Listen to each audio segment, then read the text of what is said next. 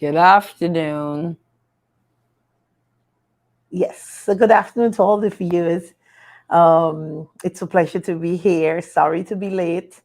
Um, Next to me, I have, let me have Council to introduce herself, and then Lurleen, you'll introduce yourself, and Annette. So, for those of you who don't know me, my name is Simona Charles Broomes, and I'm from Georgetown, Guyana. And my name is Dawn Cush, formerly Holder. I'm an attorney at law and I'm now a social activist following behind Simona Broomes wherever she may go.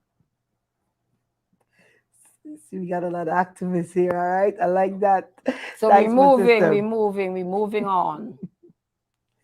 Definitely. Yes, Annette and Laureline, come Ye- in.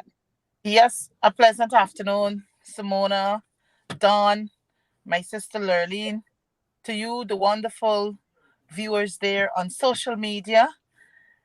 Good afternoon. It's hot and sunny here in Georgetown, Guyana. Loving the weather. Good, good, good.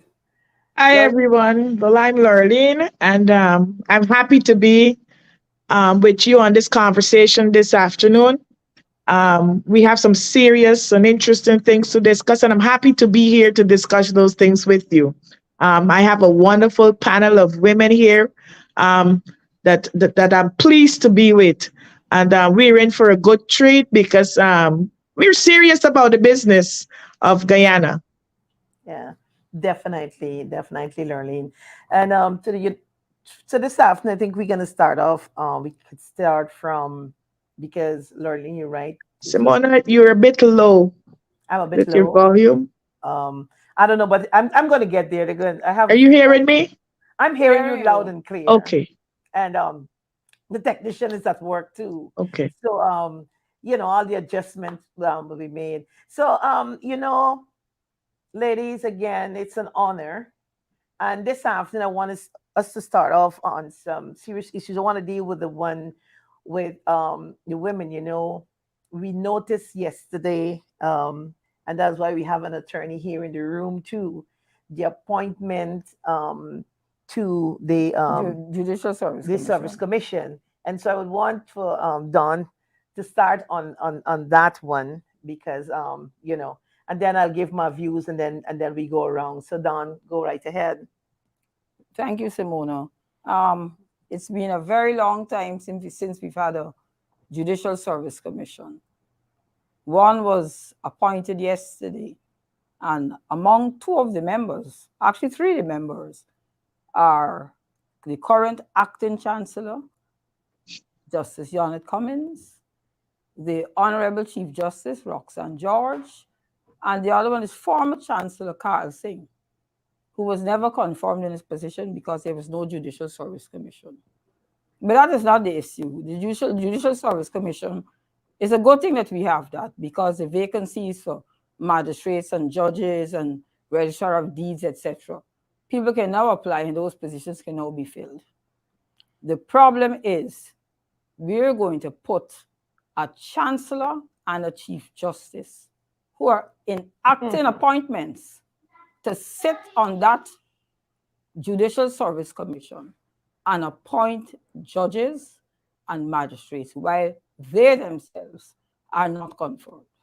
Right? So we need to get this issue of appointing a chancellor and a chief justice. And I'm not saying appointing a chancellor and chief, I'm saying appointing the current chancellor, Honorable Justice Janet Cummins, a jurist of great integrity coming out of the DPP chambers. So also the Chief Justice, Honorable Justice Roxanne George, brilliant, brilliant, brilliant jurist, right? The CCJ has spoken highly about these women. These are not women that no CCJ judge may say to them, are you attempting to mislead this court? And everybody knows who I'm speaking about. I won't call any name. But these are two very, very strong women who deserve to be appointed immediately.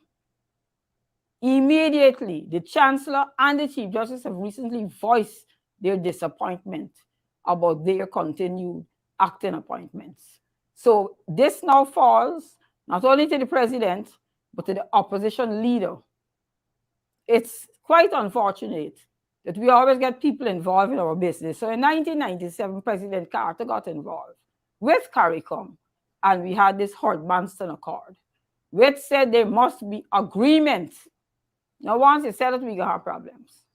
Well, not necessarily in this case. And there's where, Lorly, you could jump in because the opposition leader I read a while ago said that he was ready to engage. So, Lorly, you could jump in. Yeah. I thank you, Madam Magistrate, and let our viewers know that you're steeped in the law yourself. You're a woman of the law. You're steeped in the law. You know your onions. Again, I'm happy to be here with this panel of wonderful ladies. But when I saw the appointment yesterday, it first struck me, and I called up my ladies, some of who are on this call, and I said, I feel so disrespected. And I feel so disrespected for those two women who, in my view, according to the Constitution also, they are only on that commission by virtue of the fact of their current position. That's correct. Because Guyana Constitution, and let us understand how serious and disrespectful this act is. The Guyana Constitution, Chapter 101, Article 27, speaks to the appointment of the Chancellor and the Chief Justice. And that says, the Chancellor and the Chief Justice shall be appointed by the President after obtaining agreement of the leader of the opposition. So there has to be an agreement, like the magistrate just pointed out. We know that the opposition leader met sometime with the president. I remember him coming out of office, or the president, and a lot of people asking for SOPs. We know that the opposition leader, Mr. Norton, he made his case clear that he's in support of these women. Therefore, one can infer that there is agreement on the part of the opposition leader that these women should be confirmed. So the question is the president of Guyana in agreement for these women to be confirmed in their position as Chancellor and Chief Justice? They have been acting for so long. I don't know if the president wants to frustrate them by having them acting there, and then they just decide, I'm going to give up. What sense does it make to have these ladies appointed to the Judicial Service Commission, which is responsible for the appointment of judges, etc.? They are acting, but they are now in a position where they have to appoint people in substantive positions. It is disrespectful. It makes no sense. And it is an affront to decency. And I am saying, in my view, the only reason they were appointed on this commission is because the Constitution said that they must be a part of the commission. Because I am saying, based on what I'm seeing, the president clearly has indicated through his actions that he doesn't want these women. Because the opposition leader has already stated his agreement for them to be appointed in this, to be confirmed in these positions. How long will we have them acting? I want to take a step back as a woman now, as a man now. I'm trying to be a man now. And I'm going to ask, if this were two men, would we treat them with such disdain and disrespect? These are two prominent Black women in the law. I have not been in agreement with all of the Chief Justice's decision, and I've said that openly. But that does not say that I cannot be objective on this matter. I am saying, and as Guyanese, it's an embarrassment for all of us to have an acting chancellor, an acting chief justice for so long. And the previous government, the APNU government, I also blame them too, because they could have confirmed those ladies. And here I'm being as objective as possible. Yes, everybody know I'm PNC, but not because I'm PNC, I cannot be objective on an issue. And so I am calling on Guyanese.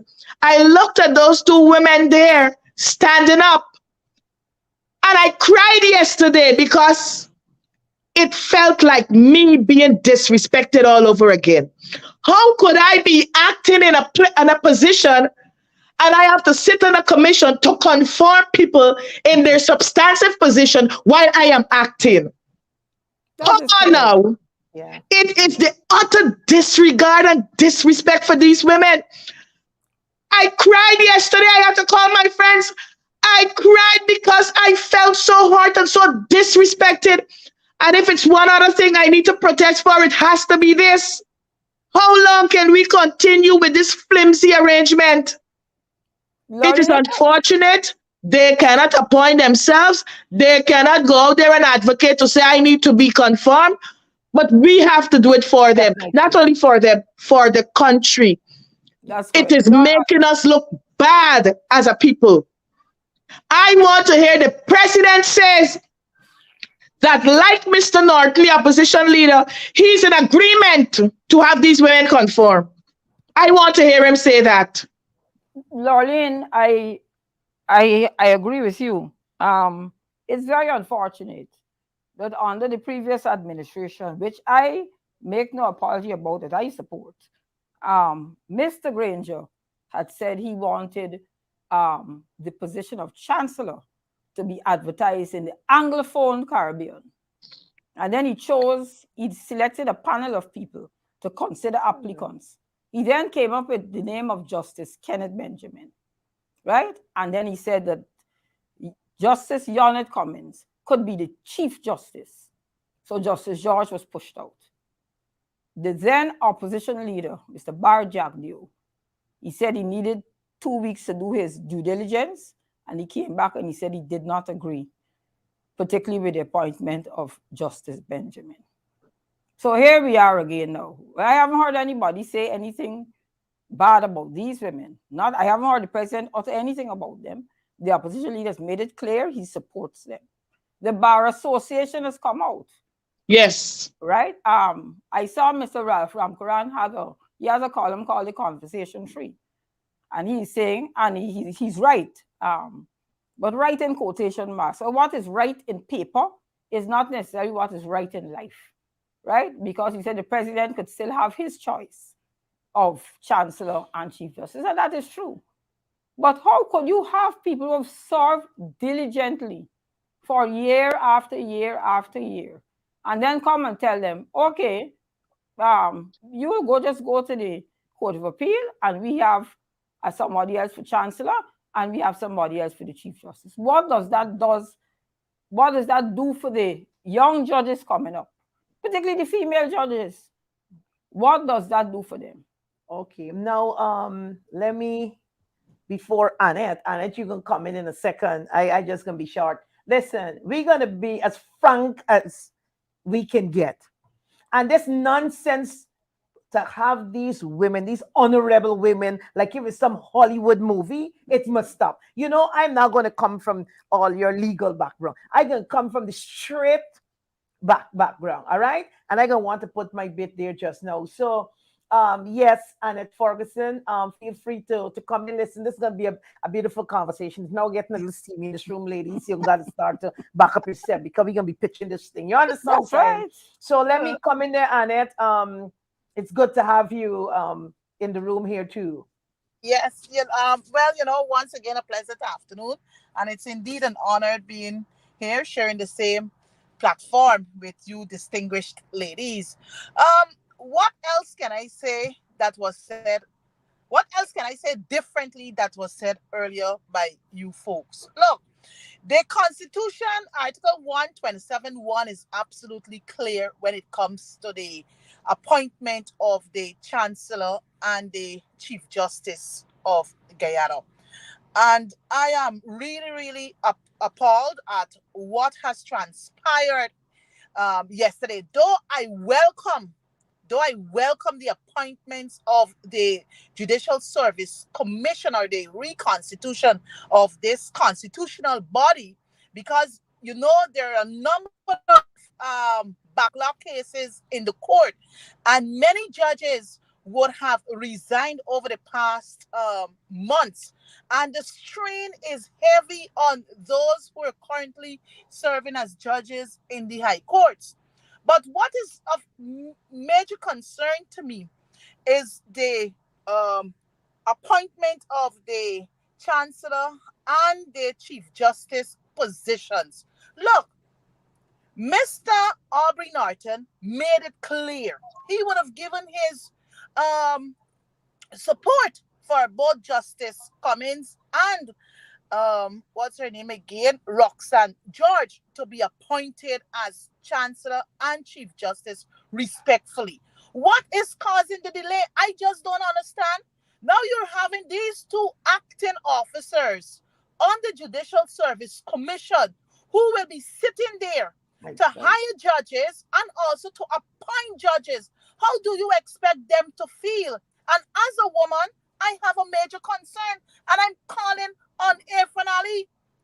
I am calling on Irfan Ali to do the rightful thing as is articulated in Article 127(1) of the Constitution. Norton did what he had to do. Even the previous leader of the opposition, retired Colonel Joseph Harmon, he made it public that he is in support of Roxanne George being appointed as Chief Justice and Yonette Cummins as the Chancellor of Guyana. I mean, Simona, you made it absolutely correct. Why? We don't need all these actors. We got too many actors in government agencies. And it's time the People's Progressive Party Civic, Irfan Ali, get it right. Barra Jagdeo then had a disagreement with a process utilized by then President David Granger. Now you're back in the seat of government. Why is it that you can't fix it right? You have two competent, two distinguished ladies who would have served diligently in the judiciary system, and I think they deserve to be appointed. So I will hold here for the time being. And it is interesting, I must add, also on the commission is former Chancellor Carl Singh, who was never ever confirmed. Yes. Never confirmed. And, yes. And there we go again. But ladies, and I don't mean to sound biased, I'm going to make some strong call for these women, because women Absolutely. oftentimes in society, in position, are used like footstools in this country we call Guyana. And I said the time has come, all right? We got to give respect where respect is due.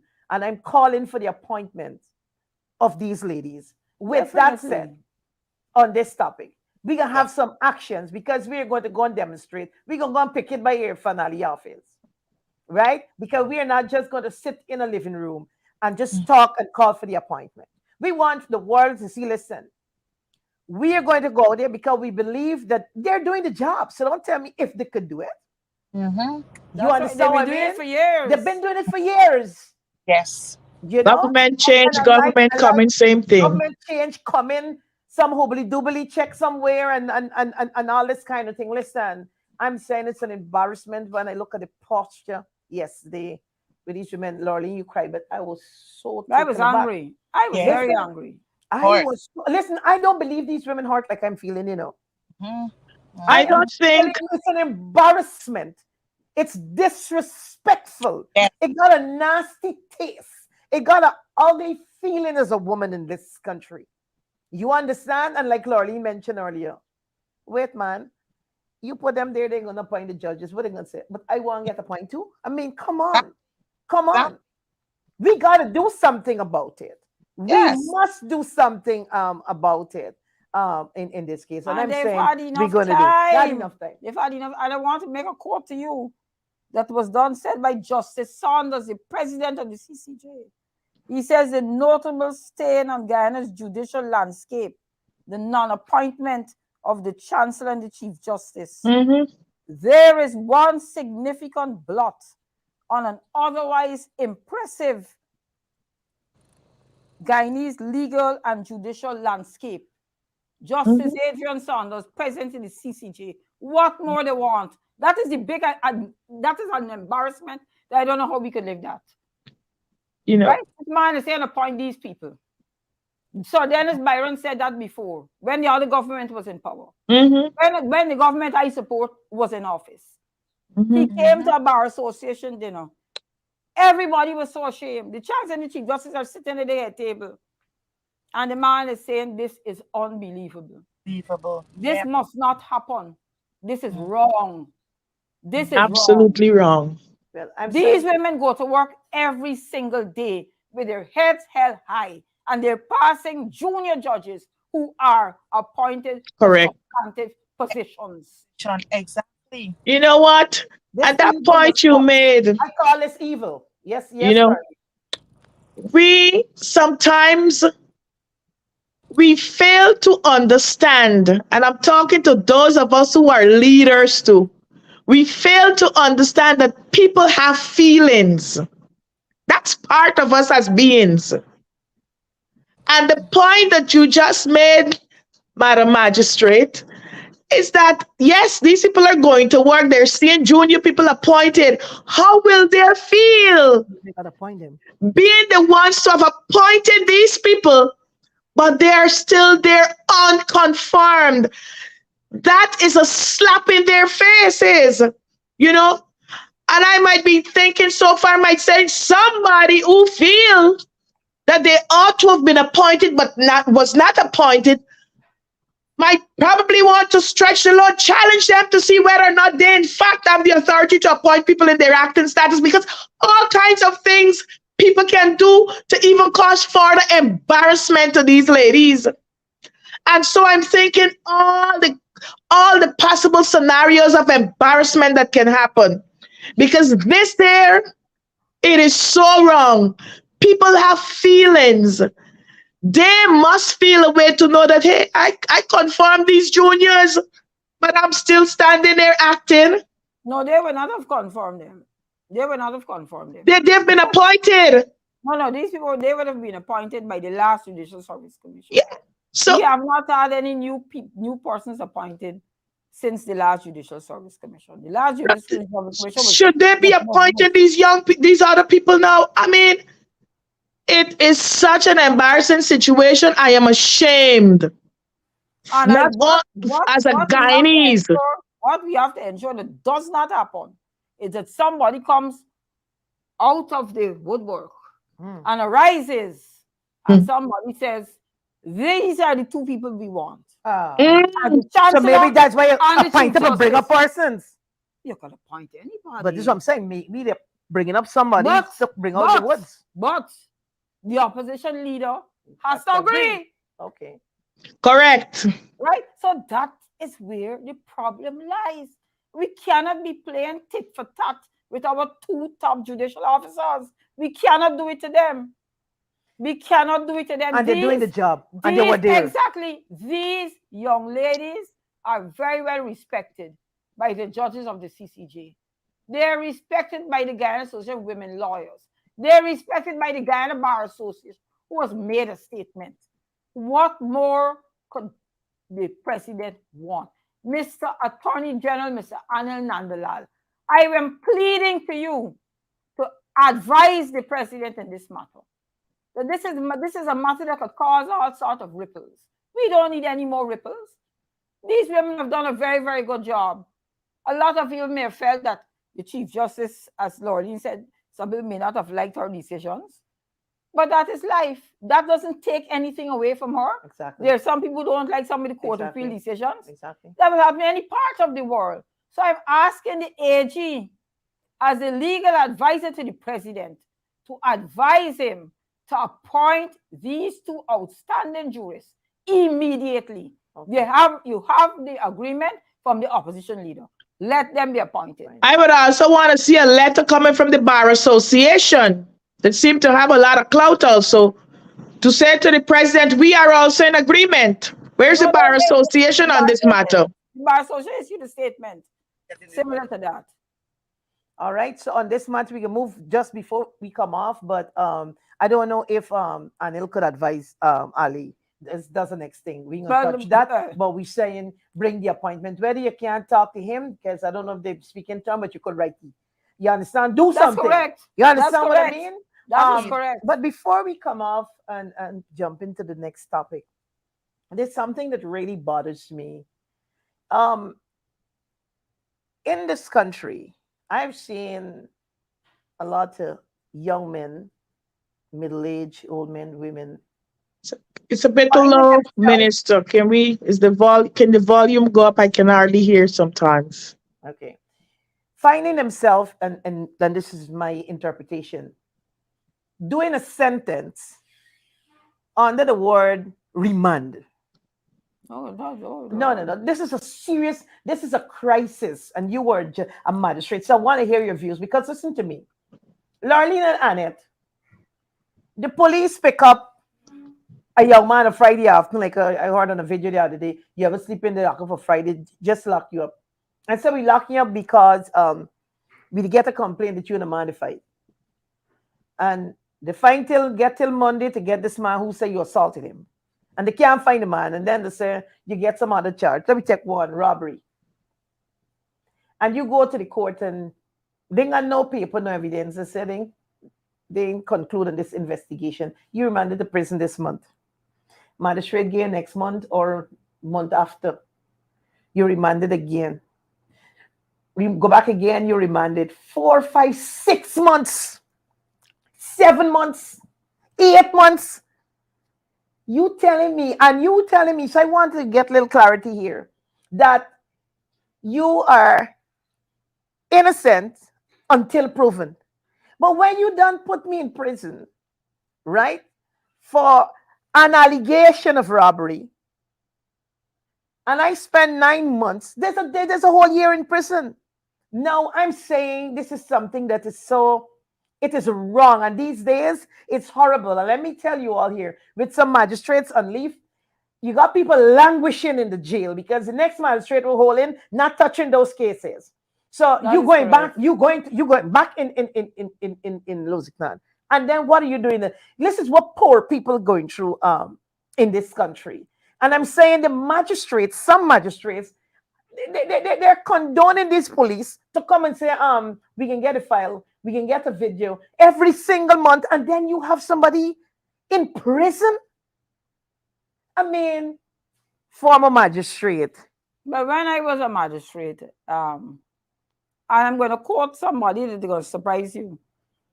If you ask a gentleman called Mark Benshop if he thought I was a fair magistrate, he will tell you yes. I saw what was happening. My squaddy from the Guyana Defense Force, Dale Erskine, was then the director of prisons. And one night he said to me, I wanted to come to the prison at midnight so he could see the conditions.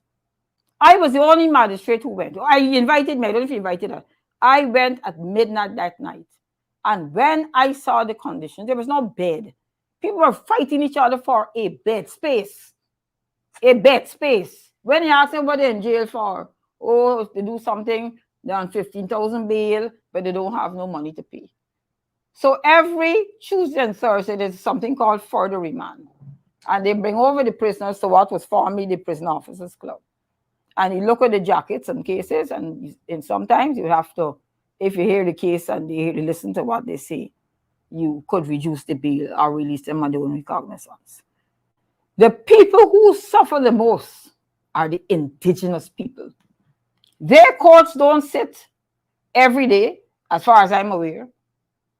And a lot of them are remanded in Georgetown and then have to travel up, get another date, come down, right?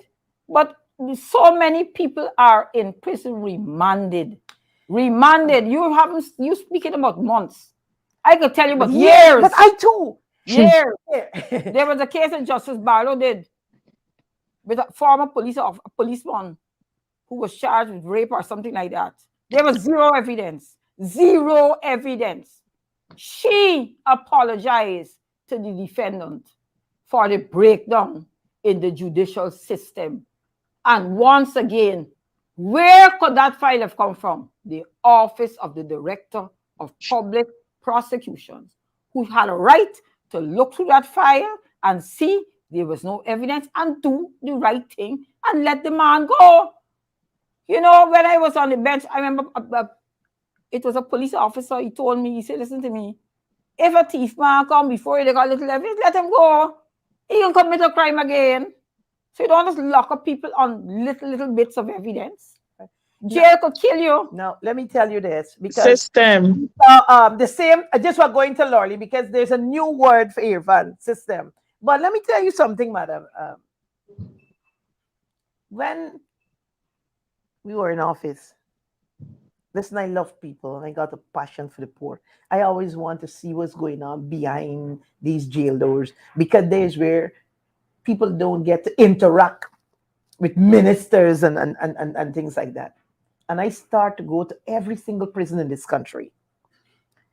And I look at it first, and you can remember, while the Amerindians, they suffer a lot, the indigenous, there are few. I bailed and took a girl out from Borby's prison. Don't forget, it's in the newspapers a minute, so bailed her with my money from Borby's. Pay she plane flight and send her back to Barmito, where she got 5 children. Men for 2,000, 3,000 and all, but still, I'm telling you, persons remanded there for years. Oh, judge, oh, magistrates, oh, y'all ain't got a heart, magistrates. Y'all gonna allow the police. You can put that person, even if it's on a bail. Of course, Some of them is no risk. And I'm saying that these are the conversations. And when I have persons like you in this room and Lorleen and all of us, not because, oh my, you feel it's not your son or your nephew or your uncle. It is wicked. It is destroying our young people. You go there, a lot of young people. And then people say remanded to prison, I call it, get sentenced without doing nothing. There's my own interpretation. What nonsense you telling me? Some of them ain't got no file, they ain't got nothing. Police just asking for time. Every time they go before the magistrate, they're asking for time. So Lorleen and Annette, I don't know if you want to comment. I'm gonna give an example of a case. Fortunately, these people are on bail. In the matter where former minister, former Minister David Patterson is charged. The magistrate set aside 10 days to do the trial. The police can bring 1 witness. Now, what's supposed to happen? The case supposed to be dismissed. No. No, the magistrates are holding it. No. I don't know what's going on. No. So they got to come back. Royce Ford and I were lucky. We were very, very, very lucky. Because the weakest case, which Soku said, had gone to the DPP. There was nothing to prove the case. Mr. Nandalal came out and castigated the magistrate without seeing anything. He saw no file. There was nothing. Soko attempted to produce what they call evidence, which is not admissible. It was one of the worst cases I've ever seen. And Mr. Jordan's case was dismissed. The only one so far. There are others waiting. And these are people of stature. Imagine those who are without stature. Imagine the same boy from Albistown. That's and correct. from Leopold Street. That's correct. Yeah? When the police pick them up because they see them riding a bicycle on the road, right? It always used to amuse me. Every time they find a man with marijuana, it's in his right side pocket.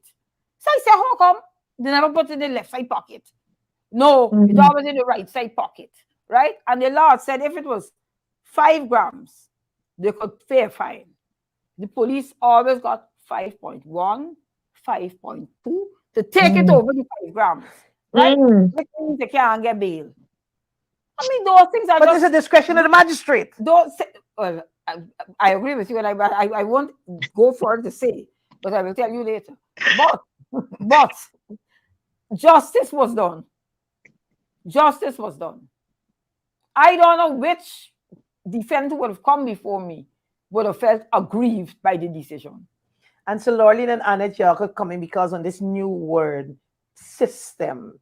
You see, Irfan is in a balloon, and we can bust this balloon this afternoon because we got some other heated topics that can come up. So we can just want to wrap up on this one, but this is a topic by itself. We can come back, and I want to thank the general public. Yes, Lorly, you want to Yeah, take well, mhm. in my wrapping up on this segment, with all that we've identified here, it points to what we were talking about: a corrupt and a failed and a dysfunctional system. And we talked about Mr. Jordan's case, and as the magistrate rightly pointed out, he's someone of stature. There's so many people that nobody know. Hmm. Think about what they're going through. They don't know a Royce Ford. They don't know a lawyer. First thing, they don't have $50 in their pocket. Those people are languishing somewhere in a cell somewhere waiting for a court date. A And cell, so we have a cell, system a that cell. favors the connected and the well known, because the ordinary and the average ordinary rank and file Guyanese ain't getting no justice. We saw the other day a man who was alleged to have raped a child. His case went up. He gets some 4 years or whatever.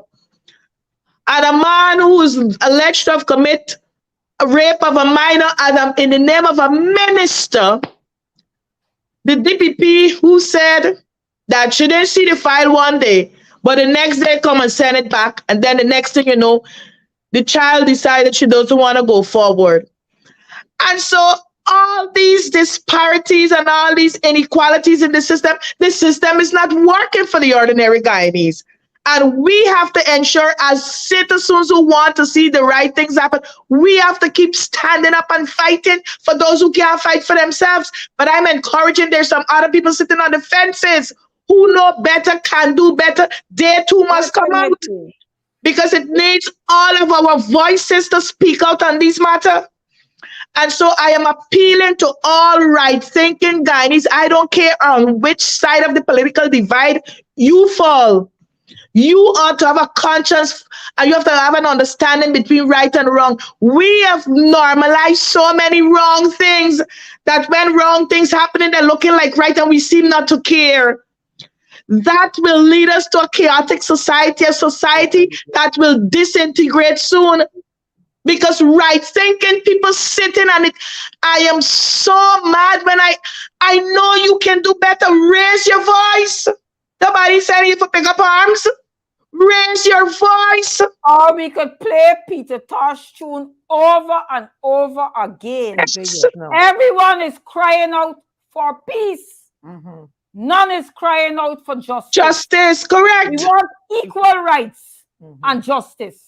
Yeah, you That's what can't that's have all we peace so you don't get no justice. That's all we asking for. You know, Good. and if you sit, and I would say, I have a vested interest in seeing young people come out and be functional in society, because I always say Get an opportunity. that if they can't function and go there and fend for themselves, my old age will be miserable because I can't sleep with my door with one lock.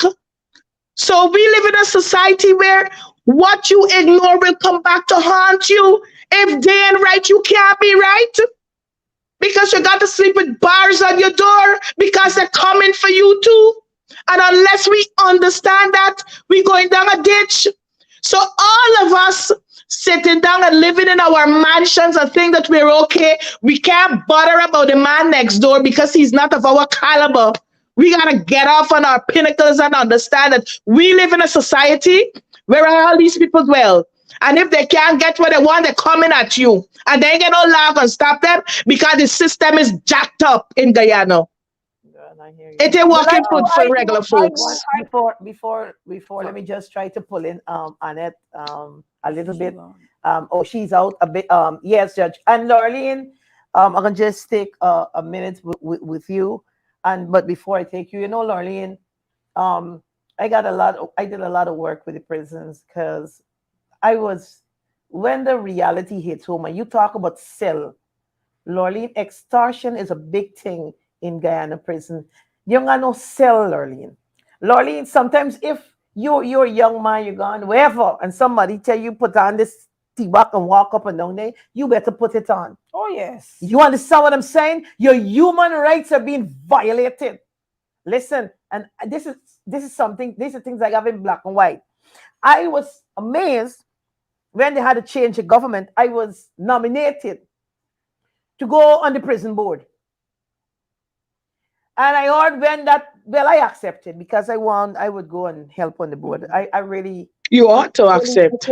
I can put back there. So I accepted that position.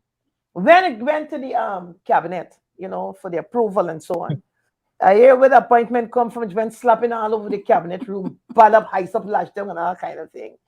And that was the end of it. No, So but you on weren't a appointed? serious, no, kick me off. They said she never. But I want to give back. This is my passion, And so there again, so when people started talking about one guy, and I know, listen, this is just drama. Hmm. Because there is it, you have somebody. This time me want money, me want nothing, I just want to be able to go and work and help with policy and give advice and that kind of thing. Right? People in prison, you time come when they gotta go to the board, the man who up on the board wants to sleep with your mother, your sister. Listen, it's a nasty situation in Guyana Oh, when it yes. comes to law and order and this whole prison thing. But I think the time is pushing back, and Now, I want to say one thing.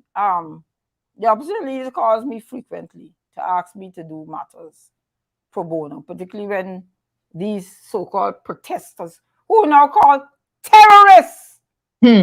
Hmm. terrorists, right? So myself and Dexter Todd are representing terrorists, Hmm. right? For free. And we have several other matters we're doing.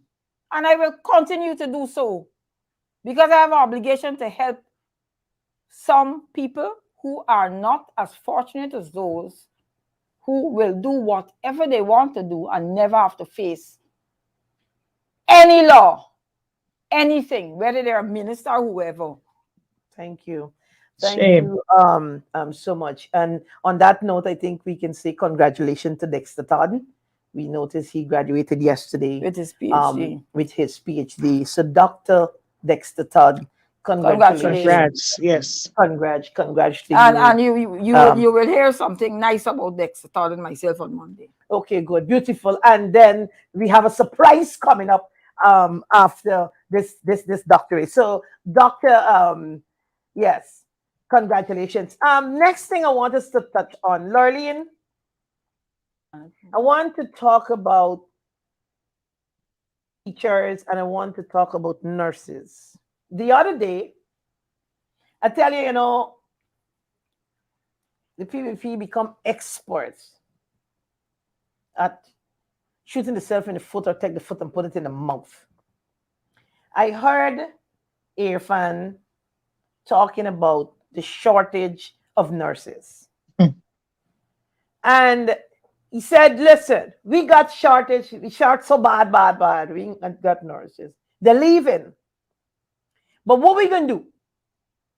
We gonna get some nurses from Cuba. Before now, something you mentioned about bringing nurses from India. Now I'm saying, if you recognize that your nurses are leaving, as any good government, you would want to know why they're leaving, and you know why. $110,000 can't pay them with all this work. You ain't sit down to say, man, the government looking at systems, giving incentives, give them a salary that they deserve. You understand what I mean? And let us keep our nurses. The first thing you say, listen, and this is my laywoman turn. If they want to go, you go along. We bringing in some other nurses, so you're going to be replaced. That's now, correct. the money to bring these nurses to find accommodation and all of that for them, I'm thinking maybe there could be more than if we treat our nurses well and get we nurses to stay. And I mean, for me, again, I think that is a violation to nurses. And the other question, as it relates to salary increase of teachers, oh, we can talk to not only unions, but we can talk to teachers of themselves. This is something for me that is going on for too long. And then what you're going to do, come with more disrespect at Christmas time or something and say some bonus, or like if you're giving these teachers some little shy handout or some little Mhm. flimsy thing, um, or the police some 1 month salary and Mm. just send them to go and spend out the whole month, because look when they can give in December. So as you collect it, you go and spend it out. I mean, for me, and these are just my Ah, views, and it's I something. know, forget it because we care when it was Yeah. paid. Well, we can deal with that Ah, after, because this money payout, and the intention was not for school supplies, because the parents know the money finish, and they ain't got book, they ain't got uniform, they ain't got nothing. But Mm. learning, let you jump in first on the nurses and the teachers before I take my learned counsel in this room. I don't know if my sister Anna deserved the call. I don't know. Yes, and she had to Yes. slip out a little bit. Yeah. okay. Um, the issue with the nurses, it's another insult and a slap in the nurses' face and in gynae's faces. I want the people to understand why nurses are leaving. Nurses are not leaving because they're unpatriotic or because they just don't like Guyana. We have to understand that there are push and pull factors that cause people to make certain decisions. And any reasonable government, any government that understands and loves its people, will first recognize, oh, we got a problem with nurses leaving. Therefore, there has to be a situation. Let us see how we can have a conversation with the Nurses Association, with the union that represents nurses, with the nurses themselves, so we can arrest this problem. But no, we have a president who stood up at some press conference, at some microphone, and said that we have a shortage and so we will go to Cuba and get nurses. That is another affront to Guyanese. It's an insult again. Because you are saying, in my words, you are saying, go, we're going to replace you. Now, we have been hearing before rumors that there is an intention to bring nurses from Bangladesh and to bring nurses from India. And so now we are hearing about the Cuba thing. Let us be clear, Guyanese are a welcoming people. We love everybody, and that's part of what they say we are. We are very hospitable people. And I have had, during the 80s and the 90s, I have been taught by Spanish teachers who came from Cuba, because the PNC administration, then Barnum and Castro, they had a relationship where there was an exchange program. They were teachers, and then, in my view, that's why Chilibar Villas is there where the ministers live now. They were nurses, they were teachers and doctors from Cuba who lived there. My teacher lived there. Okay. And so it's not a case that Guyanese don't want Cubans to come, or Guyanese don't want anybody. The fact is, Guyanese nurses are being disrespected by the government. Let me tell you why nurses are leaving. They said, I want the people in the diaspora to understand the conditions and the salaries of nurses in Guyana. Because I on my own know like 150 nurses in Guyana. I have a lot of friends who are nurses. Their average salary, and this is a registered, a trained nurse, 165,000 Guyana dollars. Take home is 139 to 40. Tell me, when your rent is $65,000, how you living? How you living with 200 US dollars for you and your children after your pay rent for a whole month? Because you left it 40 something, which is 200 and something dollars, $210 or something, when you don't pay rent. After you pay rent, you get light bills. A lot of nurses now find themselves shacking up with extended families. Those are the situations. How these people have been trained for a period. They are professionals in their own right. And so, do they want to go? No. But like everybody else, they want to live. They just want to survive. They want to live.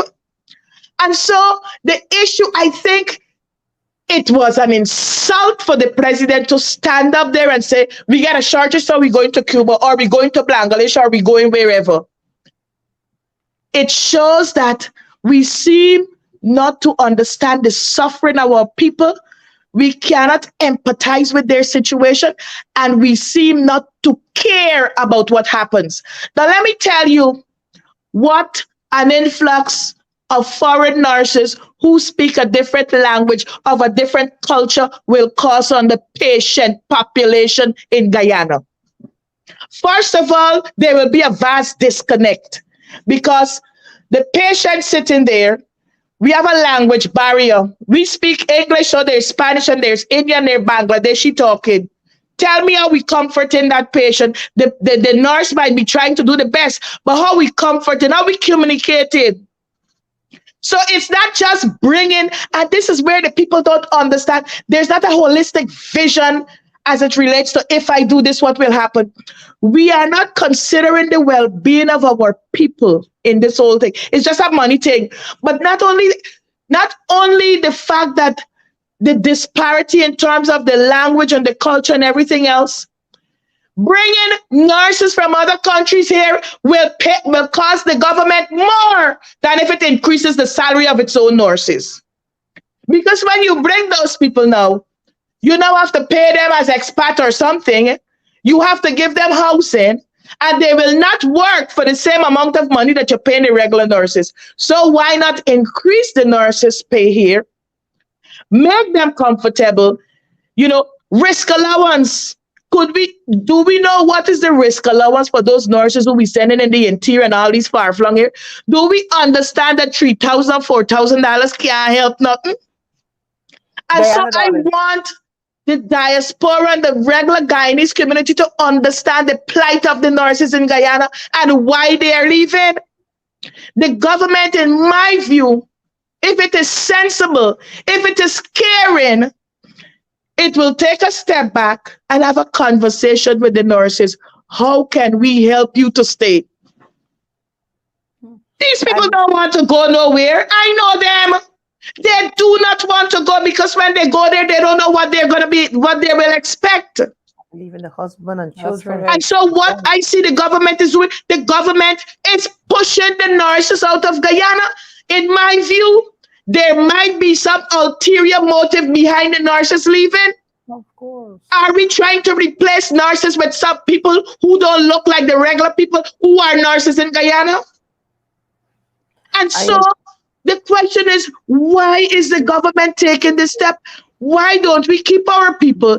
And don't tell me that Guyanese nurses, Guyana has some of the best trained nurses, the nursing schools in Guyana. The nurses are trained well. Is there no pia nurses coming out there? And so there is not an appreciation of our people. And so that's another fight that we have to carry. And I'm calling on the GPSU and all whoever else representing nurses, y'all got to take a stand. Because when you bring these people, they are going to earn 10 times more than the regular nurses running from. It is unfair. Good. So we got to stand up. Yeah. We got to stand up for our nurses. Yes, I agree, Lorleen. I agree fully with you. The amount of patients, our nurses, for me, I said, listen, the nurse should be going home with anything $250,000 a month. With all the money we get from oil, we should got some big housing development drive for nurses and for police and for teachers, bring incentives. You out of town, you leave your family and things like that. I mean, for me, even our doctors, well, a lot of them going and work private, our doctors are overworked. Mm-hmm. If you go to the emergency, if you go and see, you go in by the the hospital there. I mean, I don't know how they can do it. They're overworked. Let me stick up in one thing I forgot to say, Minister. The previous administration, when nurses earn a degree from UG, they give them a $21,000 increase. Since this government came in, that has vanished. So it didn't care whether you just come out of nursing school or you get a degree in nursing or whatever. Everybody getting the same thing. Years of service in matter. Wow. And That you know is what what? these people You are know going what? through. The point is that if our nurses are not happy and our doctors are not happy, I'm telling you in Guyana right now, I'm not asking you, the patients, this is a crisis. Of course, it's a And you know, crisis. things so hard, Lurleen. People sick and even got money to reach to the hospital. I am telling you that. And if you They go ain't to got accident and money. emergency And because they don't when have enough and staff, when they don't have enough stuff, and then everybody want to be attended to at the same time. And so the people, everybody on listen, on thin ice, Mm-hmm. right? Because everybody, attacking each other. And you don't even understand that this doctor here, they're working since morning till night on the foot non-stop. No, you're not taking those things into consideration. Mm-hmm. The Mm-hmm. environment in which they work, sometimes filthy. All right. And I mean that's another thing by itself. The teachers, the money you pay a teacher, and when a teacher going to hinterland, what more you give? I mean, it's time we fix these things with this oil money too, because it's not only oil, it's gold, bauxite, diamond. Listen, rice, sugar, you name it, water, sun, you name it.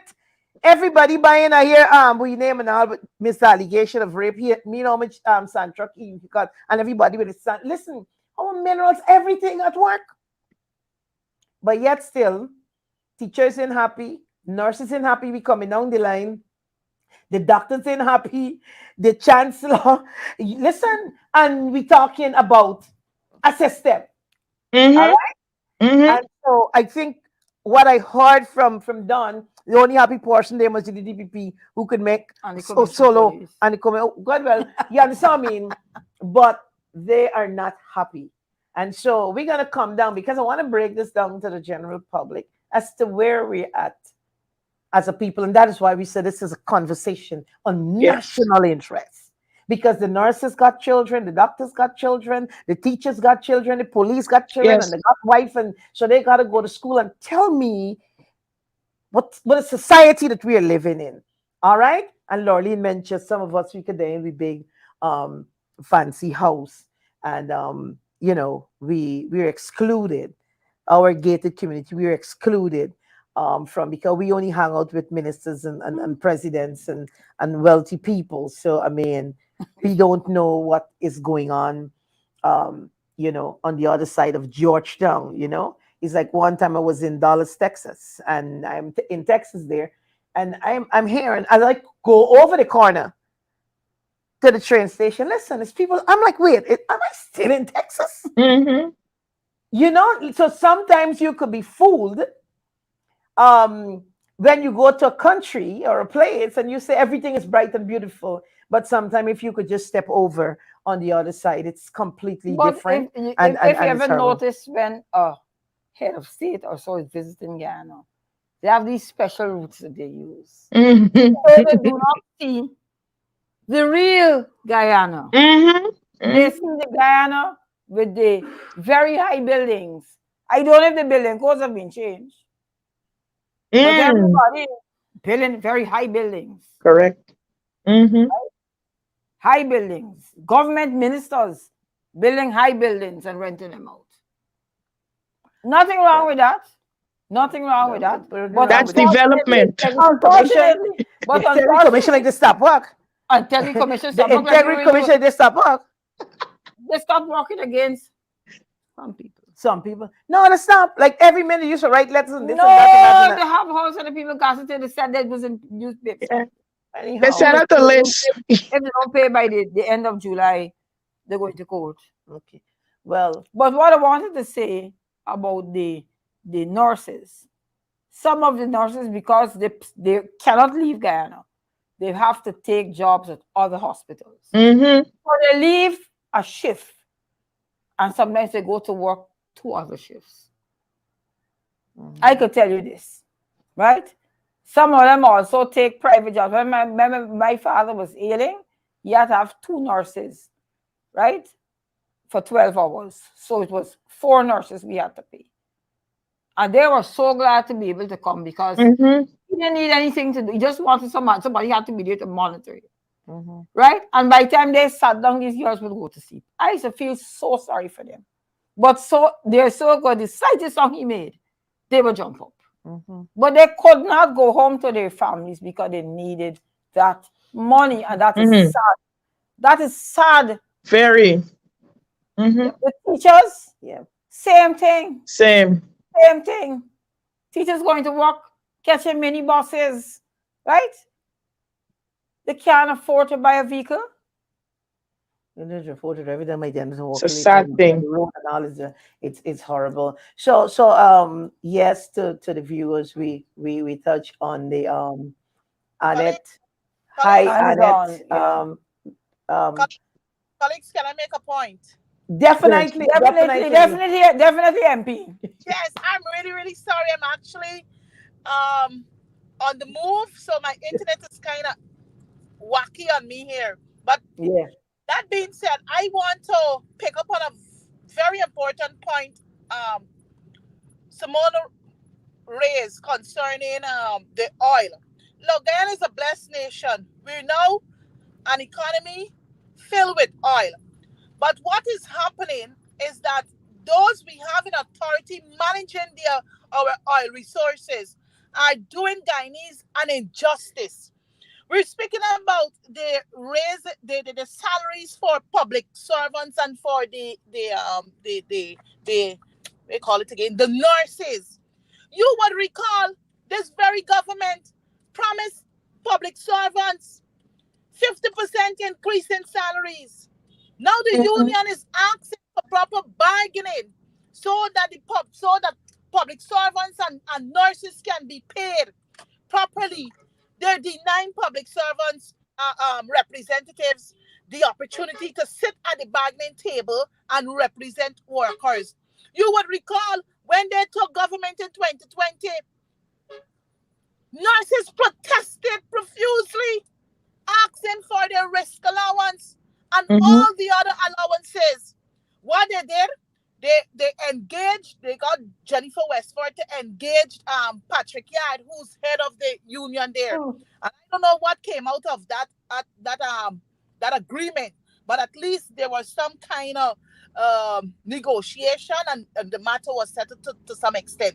But what is happening here in this country? While the government is on record saying that, well, look, they're going to import nurses, import teachers, why not pay the people properly? And you will have more people gravitating to that profession so that the health of our people can be taken care of. But you know what? They don't care. So all the oil money is going into infrastructure. All the oil So, money is suppose being so. used all the oil money is being used, perhaps allegedly, let me use this word, in building private hospitals. So That's right. Yeah. poor people like me and On you, cricket we stadiums. can't go to the public. We can't go to the public health care to get proper care and attention because why? The nurses aren't there, the doctors aren't there. Those same professionals, you will find them in the private Yes. hospitals. You will find them in the private hospitals.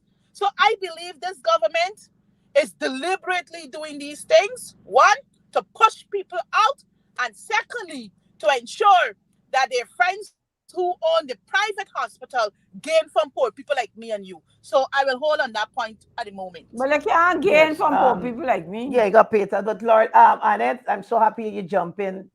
Very passionate, and very timely there also. You know, with with with that said this afternoon, it puts us to the point. Lorleen made a call and call on the unions. You see, nurses and teachers, they're not begging these unions, They're paying union dues, That's correct.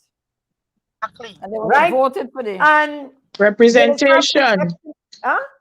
They need representation. And the representation, I'm saying, must be better. You gotta lift the standard. You can't tell me you're a union and got thousands of nurses and the government in one listen to you.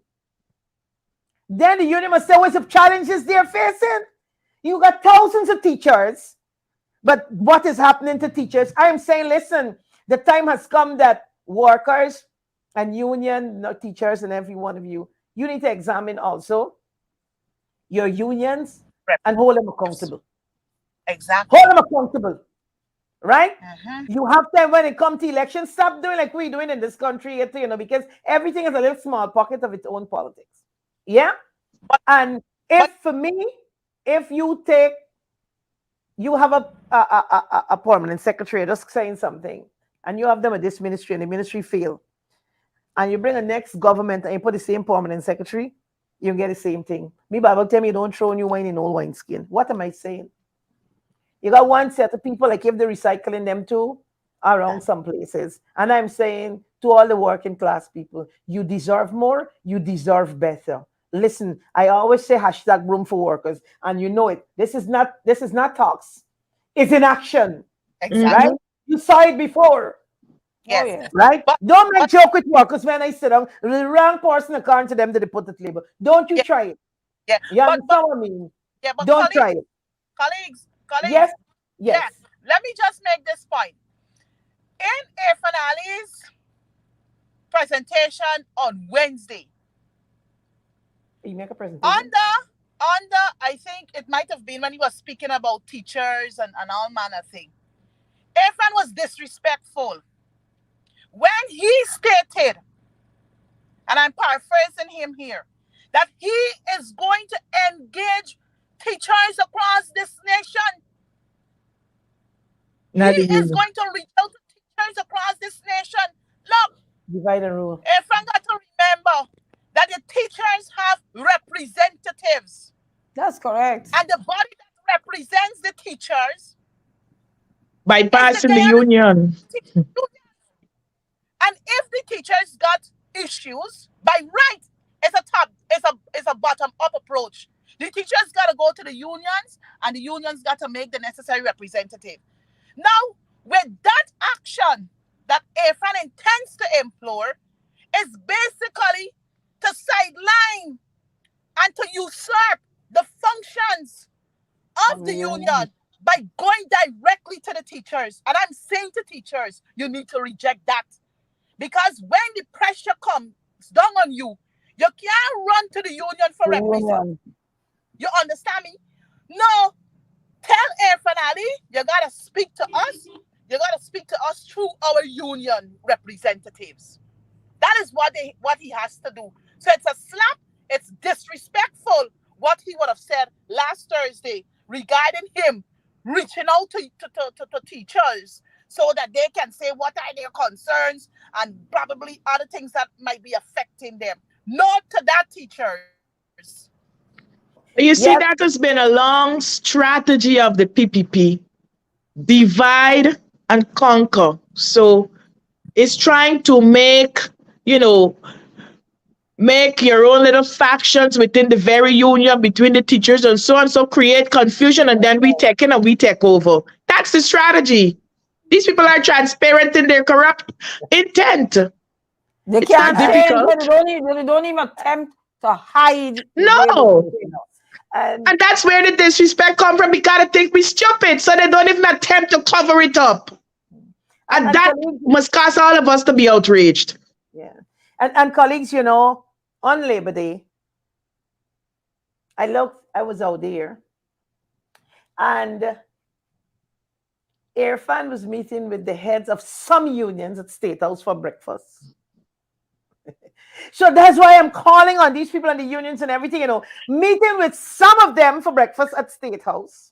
I Some would of so. them, they'll line up now to walk the road with the workers. Some of them, when they never walk with these workers, they having breakfast and having conversations as to how this thing gonna really operate. So, Lorraine, again, divide, rule, and conquer. I'm saying the problem in this country is us, we the people.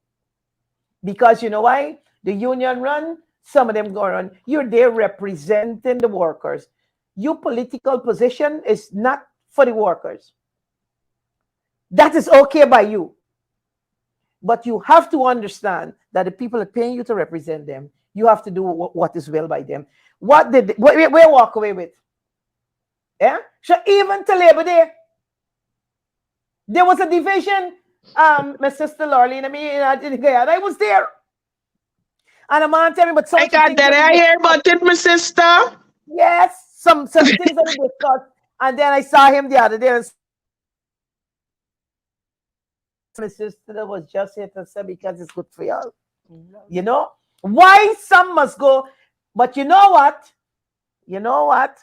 They're gonna wait 2024, 25 to go and play politics out now they out there. So they're gonna want to run now for walking in front of that's Space Brooms, you know, because No, you but know here why? the man. It's elections coming. And they're so disrespectful to guide these people because we know they trick, we don't know they come, they don't hide it. Teachers and nurses, y'all can see, they're gonna come, they're gonna want to walk. And when they come, they want to make some, they want talk. You hear what I'm telling you? And they better don't be like Ramsey because he's talk about everything else except sports. So they're gonna come and talk about everything else except the teachers and the nurses' problem, the workers' problem. You understand what I'm saying? And I am saying that it is disrespectful again. I like this word to the teachers and to the working class people in this country. All right, the teachers who still sitting there in the public system, it's not easy. In the private system, it's not easy. In the public system, it's even more challenging. Okay, and I want to thank the teachers, and I want to thank the nurses. I want to thank the good policemen and women and those in the army and the public servants. We on this program want to thank you Yes. because without you, there's no Guyana. And we want you to see yourself that's important. Don't let nobody fool you. You can change governments. Governments can't change you because That's we correct. can't do without you. We got to get teachers. We got to get nurses. Guyana can't. You want Guyana stand still? Come on, teachers and nurses. You see, they always put it over in your head like you got to look up to these masters, but that's not it. The power is in your hands. And I'm saying you deserve more, you deserve better. Call for better. Do your work and do it to your best. To serve people, for me, people I know created by God is a gift, right? And I believe that you're being disrespected. I believe that you're getting short changes, and Irfan coming with all kind of hoobly doobly and all kind of pugly arrangements. But Irfan got to back up himself with the pugly arrangements and the hoobly dooblies because we're not gonna stop the conversation and we're gonna move to some actions, right? So But I think what I wanted mhm, to say, long ago they had a group called Diana Ross and the Supremes. mm, At that time, it was this powerful black group of women. We now have Simona Broomes and the Supremes. What you say, Lurleen? Oh yes. Oh Right. yes. And Oh this yes. Simona Broome Oh and the yes. Supremes, we are not backing down. Never. We're backing down.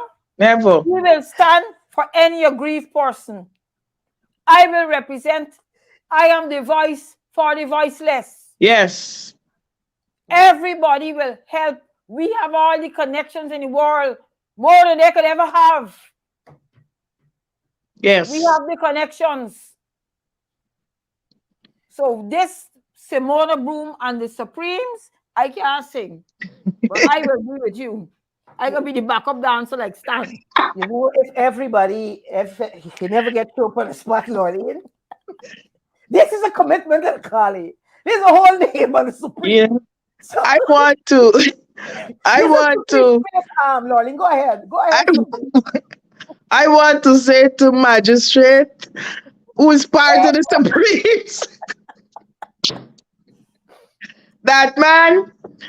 Sometimes I get angry. I must say because I do not like for people to think that people are stupid. And I think that's one of where the anger comes from. Because, like you said, the folks are not even pretending to hide their boldness and their assault on our intelligence. They're not hiding it. And so we got to push back on that. The second thing I'm angry about sometimes is that they are right-minded people, people of good conscience in the PPP and in civil society who understand and they see wrong, but they say nothing. And I wonder for what purpose they're living. and this is me trying to be me now. You can't sit by and see the suffering and see the wrong things and don't say nothing. Those people are selfish. And I cannot understand if people don't see. I mean, if you don't take action on something, people waiting until the fire at their house and then they start screaming. But the neighbor house burning and they ain't got no time. They insulated from all that's happening. There's some people who never know about the allegation by Dharamall because that does not concern them. Their children are well protected and they're okay. And they can care less about another human being, about the suffering of somebody else. And these people are intelligent people. They're people who hold high position in society. They are connected to the well and the mighty. But their silence on these matters says a lot to me. It says to me, you can't be selfish in this life.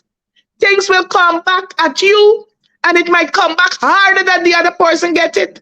So I am asking us not to be silent. Simona and the Supremes can't do it alone. It called for funding, it called for assistance, it called for help. Because those who don't know, I've been protesting since before I turned 20. I'm out there. Because every issue that I consider to be wrong, I used to write letters to Starbrook News and all them people. I use pens. I ain't not a computer, not a typewriter. I used to write with pen and walk and carry it because I could not see wrong and shut my mouth. And so I am wondering, what will it take for some of us to be outraged for the things that we see happening there in Guyana? What would it cost for us to be outraged about about those in authority normalizing wrong? The wrongs have been so normalized that we can't even decipher wrong from right because those who know better sit down and shut them out. But you know what? I am happy for the ordinary people who are standing up and standing strong. They have been there on those protests. I have seen, I have touched flesh with them. And those are the people that are always coming out. The people at the bottom are always fighting for the people on the top. And the people on the top don't care squat. We got to flip the switch now. We got to flip it. Yeah, we gotta flip We that. can't always target out one set of people, and when good comes, everybody else benefited. Yeah. We gotta start flipping some script and Yeah. calling some names. Yes, I agree with you. Absolutely. I am Um, so mad so with the Lorraine, righteous. They're sitting there. They're so righteous. They don't even care about what's happening around them. They could see a little child crawling there and want a little water to drink. Them ain't care. I agree with you. But remember, And they had a poem, a German poem, right? They said, when they came for the socialists, I said nothing. When they came for the whatever, I said nothing. When they came for me, there was nobody left to say anything. Correct. yeah, Correct. So that is why everybody needs to say what they have to say, what is bothering them, what they know that we may not know. Tell us. Correct. Tell us. Because I don't know who else they can tell. and Lurleen, when I hear you and when we talk about outrage on this program, it's outrage to the point where you're not comfortable, but you must stand for somebody, stand for truth, stand for justice. You talk about equal rights and justice, We're not saying to get outraged and go and do this and break up that and all of that and all that. That's not, we're not here about that. The final thing, because we gone over our time, and our technical operator in the room has been signaling the flash card, the time card. So I touch a little bit here. Just a little bit, 3 minutes here and there from Lorleen on the Dharamall's allegation. And I'll take Lorleen. I'll pull you in first, Lorleen. Because I gotta watch this lawyer here. This lawyer then supreme. So yes, Lorleen. No, I wanted to say, first of all, ladies, had it not been for you and your activism out there and your persistence, we would not have had a statement which says Mr. Dharamall will resign from the from I as will resign. minister and Resign. as a member of parliament. We got to see it happen. But had it not been for your persistence, your activism, your protesting, out there every day, we would not have had that. So I want to say, you have to give credit where credit is due. You have done that and you've achieved that. But the question remains, was there justice served in this matter? And the big answer is no. Does the resignation mean that we have justice in this matter? No. What does that say? The action that was taken by the government in the Dharamall case, the resignation and whatever else, what does that say to other people, other young people, other women, maybe boys too, who might be sitting and suffering in their silence, who were hoping that they would have seen justice in this matter? They would have seen the issue, the allegation move to the level of the court where Mr. Dharamall would have had his day in court and the child also would have the day in court. What message is this whole thing saying with how the matter was handled from the commander with that statement, from that inception? What message is this whole scenario sending to other victims around the country? For me, it's a daunting one. And I am saying that the matter cannot end here. We need justice in this matter. Again, this whole issue, it shows the dysfunction of the system, the judicial system, the political system, and everything. The system is jacked up in Guyana. The system favors the powerful, the well-connected, and the friends who are in high places. The system does not favor the ordinary Guyanese. And so, on that matter, I am saying if I were Dharamall, I would have been happy to move to the court if I am innocent, so I can prove my innocence, so that the judge can pronounce that I am innocent of all the charges. But to live and to hang around with those allegations, I am saying that man cannot be in any place, in any government, in any public space among people, girl, children, with those allegations still on him. Exactly. All right. And that is my position. For Thank me, you. there was no justice, and it just can't end like that. His resignation from the ministry and from parliament. I am happy that we would have achieved that, because he didn't go in nowhere if we didn't protest. He didn't go in nowhere if we didn't go all over and walk all over and call for him to go. Because the government and the president, in their own action and their own utterances, indicated that they had no intention of letting him go. So thanks to you, ladies, for your action on that matter. Let the process work. Thank you, Lurleen. And so Number one supreme. number one, Supreme. Yeah, Lorraine, I endorse what you say 100%. And it just goes to show that there's so many other persons in positions where people have taken advantage of them. And they have nobody to talk to. They have nowhere to go. Right? Some of them end up in the psychiatric ward. Some of them end up attempting to commit suicide or committing suicide. Because it's a hopeless situation. Ghana has a lot of hopeless people. Right?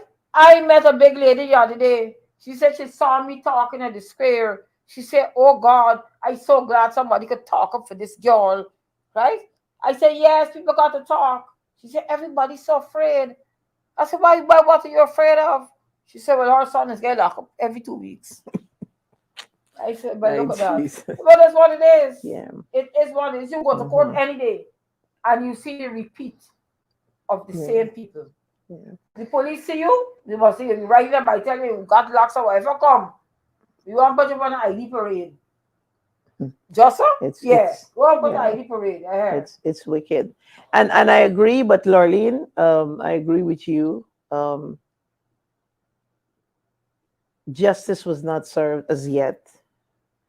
But for me, I want to thank all the persons coming out there again, because I have had persons call me personally who were strengthened and want to come forward again with matters of rape. And sometimes we're out there and we tell ourselves, and we're not out there just for one girl, but we are out there for all girls, women, and boy, and the Guyanese people. And we had some persons calling and say, "Listen, I'm disappointed," and this happened to me, and whatever, whatever. So you still have persons. But what I can say though, people generally in this country here they know what happened. They know that there's no justice. They know that there's a cover up. And they know that the system, the so called system that I'm talking about, in exists. You understand? So even if he's saying that to his constituency, and if not, even his constituency is not taking him seriously. Because you know why? We got some smart people in this country. All right. And I agree with you. I said justice will and must be served in this matter. So I think we had a wonderful afternoon, ladies. A lot was said, touching on some critical issue. Yes, we got hopelessness. Look, a young barber, they're going to find him in his house. He drank poison and died. I heard the men in the video at the back cussing up and saying, "Man, why you do that? Why you do this?" Listen, people are going through so much. And even the people you feel that when you're going through, you can call them and talk to them. It didn't even work and they left you alone. You understand? In Guyana today, friends, in Guyana today, a lot of people, middle class people, they're living on bluff. It's rough. It is not easy. Yes, Guyana take a U-turn and going downward with all the money that you see they're talking about. The people lives, poverty. That youngster drank poison. People still living in this country in cage and burning to death with children in homes. I mean, listen, don't forget those in the prison at Madia that burned to death. Right in Georgetown Street, Yeah. in Georgetown, I think it's Charlestown, somewhere there. And it is not Yeah. easy out here. Guyanese and, I mean, all the so-called, the people at the top understand. But I want to tell you, the average man, be a DJ, a taxi driver, wherever you be, teacher, you're working at some place, wherever, it is rough. The living as a bluff. Let me tell you, men and staying in the house saying, "I don't forget a trend, daddy something." They just pick up and gone out. Mother, sometimes she gone out too. They ain't got nothing. Listen, they can't children even on the take it. road, man. They can't even take it to stay in the house. You hear? And you see the train all about on the road, Children and say then you run can't by a get chicken and all neighbor, that. Oh and now God. everybody they're selling by the road corner, because you know why? The hopelessness is taking over. But I thank all of you in this Indeed. room Okay, today. leave it one little. Yes, I'm coming back to your final 1 minute wrap up. I'm sweeping up here now. Okay. And so I want to thank you, ladies. And I don't know who want to go first, but I'm gonna come like Indeed. Sherrod for the closer. Everybody a little 1 minute, couple of seconds closer, because the time is backing up on us. So I don't know. You want to give your quote? You Yeah, want to come with your I want to closer? comment my Come with your quote. closer. I want It says, to close first. if you tremble indignation at every injustice, then you are a comrade of mine. And that is from the Cuban Che Guevara. I leave you with that today. Thank you. Thank you. Wow. Wow. Quote for today. Quote for today. Yes, Annette. Annette, you Yes, getting some? yes, Simona. Yeah, man. I don't know. This is a bad time at the moment, but nevertheless, I'm happy to be here. Though I was in and out of the conversation, I think we were able to identify the issues and perhaps propose possible solutions how these issues can be addressed. And in my closing remarks, I want to say to all Guyana and Guyanese, look, it is tough out here. Things not regular in this country. In every sector, there are major issues. But what we all can see as Guyanese, this PPPC regime has absolutely no interest in our development as human beings. In an oil-rich economy, while you focus, I have no issues with infrastructure development. I have absolutely objections to that.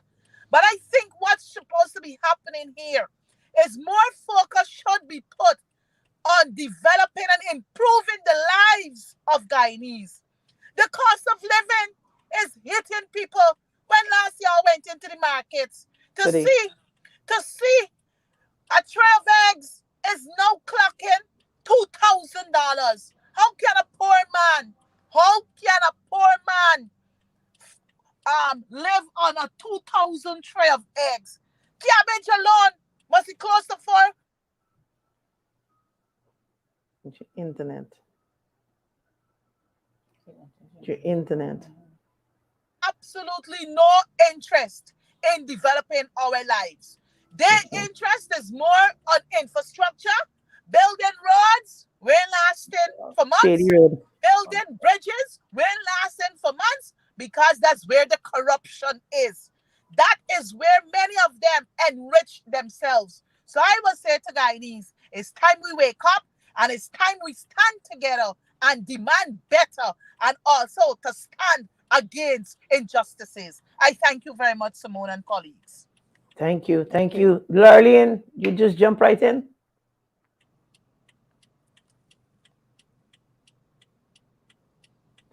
Lurleen?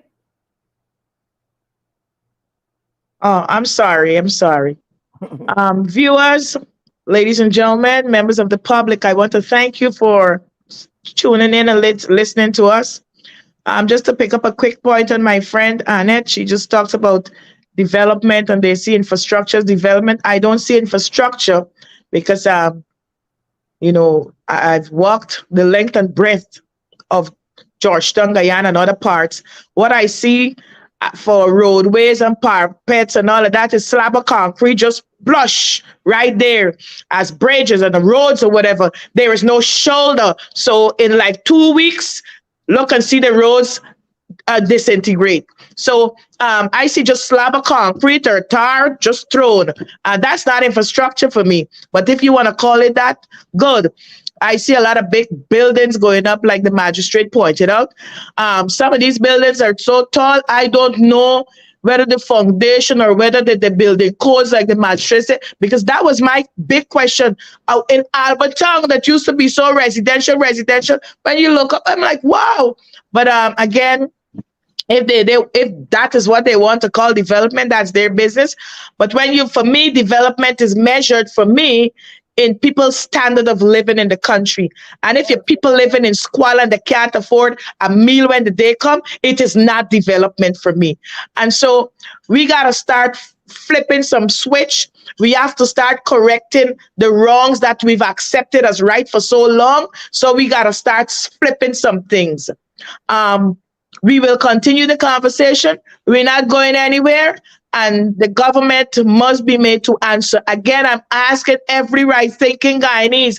I'm asking you to come out for our nurses. Raise your voices for the nurses. Our seniors need the nurses. Our people need the nurses. Healthcare is so critical to a nation. We can't lose our nurses. Let the government of Guyana pay our nurses. We're not substituting them for nobody else. Let us keep our nurses. Thank you.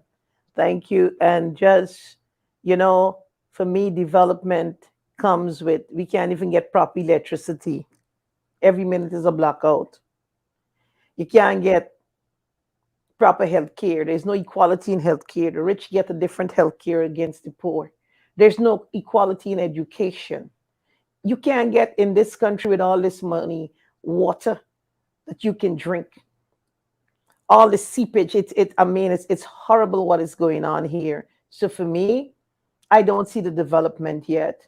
But what I would like to do, I want to call on all, and I want to call on all the persons in the parliament, the government side, ministers and members of parliament, the leader of the opposition and the opposition MP, to stand up and represent people. You're being paid. you're being paid to represent people, and do it from your heart. Do it in truth. Because once the people, you talk about the hopelessness, That's right. then people are looking for their leaders, and what is happening in leadership. People looking for the voice and the voices. Mm-hmm.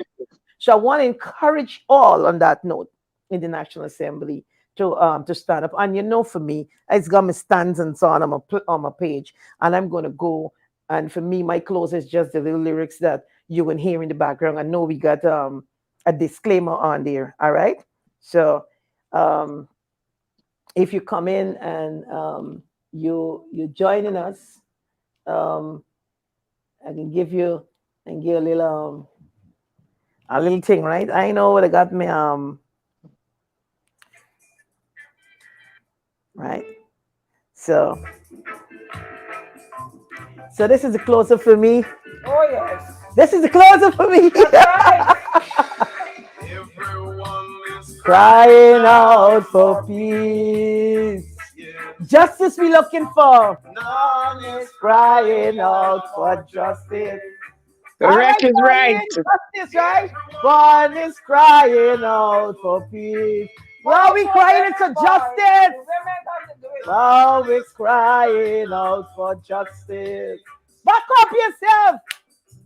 Irfan, don't want no peace. Equal What are you rights thinking about? Equal rights and and justice. justice. We ain't gonna stop till we get it. Equal rights and justice. Voice of me is for you. Equal rights and justice. That's the close, so you have to shut it down now. Yep. Thanks and thanks to all of you. Technician, we're true. Yes, yes. Yes, Like the technician and watch you down this song. Technician like this song. The viewers need to know that they will hear and they will see more of You will us. hear from us, yes. none of them want to die. Whoa. I don't